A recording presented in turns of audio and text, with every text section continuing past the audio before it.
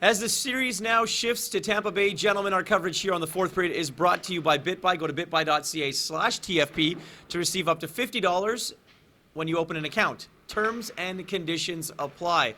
Well, Dennis, the Tampa Bay Lightning are back at home, down in this series 2-0. We don't know if Braden Point's going to play. That's a lot of bad juju right now going on for the Lightning. It is, but the Lightning have to hope. Change of altitude, we're at sea level now. Change of weather, humidity, 95 Fahrenheit, 90% humidity. If you're going to lose Game 3, go down swinging, Dave. You have to do that. And I use the analogy after Game 2 in Denver. The Avalanche pitched the perfect game. Yeah. They did nothing wrong. Every puck went in the net. They were flawless. They stopped them defensively. So to me, if you're Coop, you're going to say, hey, we're only down 2-0. But look, you could call it Game 3 tonight.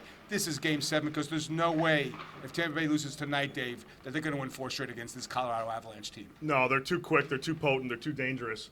And they, as you said, it was a perfect performance by the Colorado Avalanche in Game 2. We are still trying to figure out what the heck went wrong for Tampa Bay in that game. Nobody, us, some of the other analysts out there, nobody can figure out what the heck we saw from the Tampa Bay Lightning in Game 2. So if you're Cooper and the rest of the group, you take that game and you throw it out the window. Have to. You have to, absolutely. That performance, don't forget that you lost 7-0, but the performance overall, do the opposite tonight in Game 3 as to what you did in Game 2.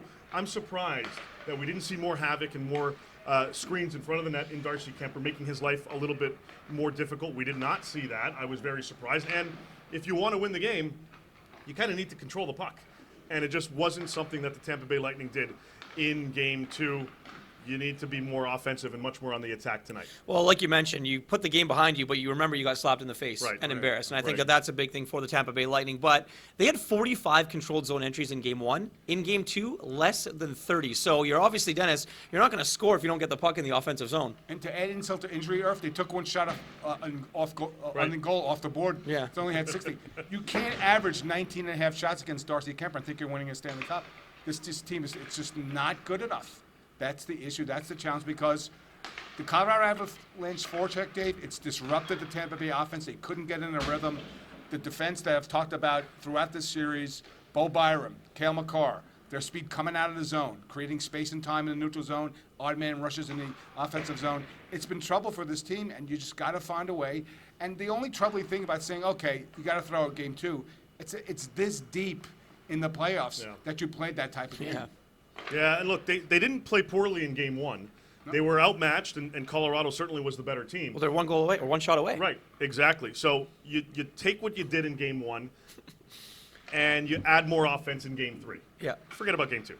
Yeah. So, but they absolutely have to. Look, whether Braden Point is in the lineup tonight or not, you need more, and I'm surprised we have to say this, but you need more out of Steven Stamkos. You need a heck of a lot more out of Victor Hedman. And you need more out of Nikita Kucherov, Andre Palat, and so on and so on. And I know that the second unit for this team, Killorn, Hagel, and Cirelli, are the shutdown line. You can't shut down this team because they are too fast and too quick, and they will beat you if you allow them to. So you need more offense from that group as well.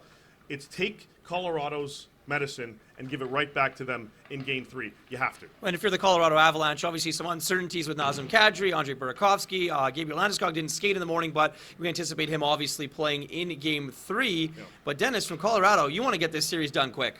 Yeah, you're up 2-0. You want to expend it to and they also have history on their side because no team has ever come back from a 2-0 deficit in the conference final and the cup final and won a cup. So if I'm Jared Bednar, I go, boys, if we get this game tonight, we can start ordering the shirts and the hats for a Stanley Cup victory. Yeah, they actually have the venue picked out already in Colorado. We're not going to tell you which one it is, but they already have that already locked in. If they do get past the Tampa Bay Lightning. That's Dave Pagnotta, our insider, folks. Yeah, that's the analysis you come here for. That's right, exactly. Look, you're right. From an Avs perspective, you shut it down. You know, Kadri made the trip with the team yesterday. If he doesn't get into the lineup tonight, he's expected to play in Game 4. Burakovsky made the trip this morning. They're still evaluating him, and they want to get a determination as to whether or not he will play. But regardless of those two guys, they've got so much potency on this team. If you're going to shut it down, you do it as quickly as you possibly can. Yeah, it's going to be an exciting Game 3. The Colorado Avalanche had pom-poms for Games 1 and 2 that fired up their crowd. We got thunder noisemakers here for Game 3 in Tampa Bay tonight, fellas. It should be a fun one at Amalie Arena.